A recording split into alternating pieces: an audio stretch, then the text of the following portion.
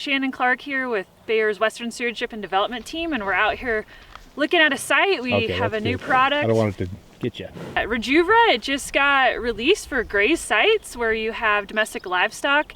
And so this is a invasive annual grass tool.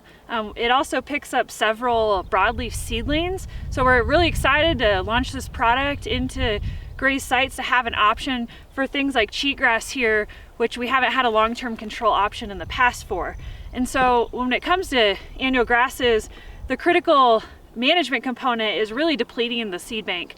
It's their only way of reinvading a site or coming back every year is through the seed bank. And so research has shown that the seed bank is usually less than 5 years on most of these annual grasses. And so if we can get to that 4 or 5 year control in terms of management, then essentially we've depleted the seed bank and solved the problem at the site. And so also a huge component of managing invasive annual grasses is for things like shrubs. And so when you look at this sea of cheatgrass here and you see the annual grass kind of coming up under these shrubs, if a fire were to come through here, it's going to burn all the way up under these shrubs, and these shrubs have little chance for survival. Where in a healthy ecosystem where you have perennial grasses and space between them, the fire isn't going to burn as much through the shrubs, and so they can survive these quick burning fires that come through an area. So it's really critical in terms of depleting the seed bank, but also in terms of saving these areas that are heavily dominated by shrubs, providing food for wildlife like deer and elk. And so we're really excited to have a tool, Rejuvra, now that can be used in grazed sites and provide that long-term control of annual grasses.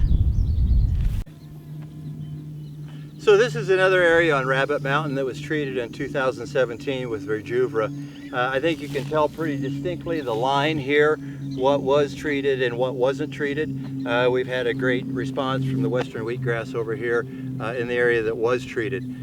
We've talked about the many benefits that we've found from Rejuvra, whether it be pollinator increase in habitat, whether it be, just providing more grass species for forage and all those types of things. But one thing that we haven't talked about is how it affects shrubs over here. You can tell that this particular shrub right here is heavily infested with cheatgrass. We found that areas that are heavily infested with cheatgrass and shrubbery, two things happen. First of all, it takes a lot of the moisture that the shrub has to utilize, to grow. And secondly, we also still put wildfire in these areas.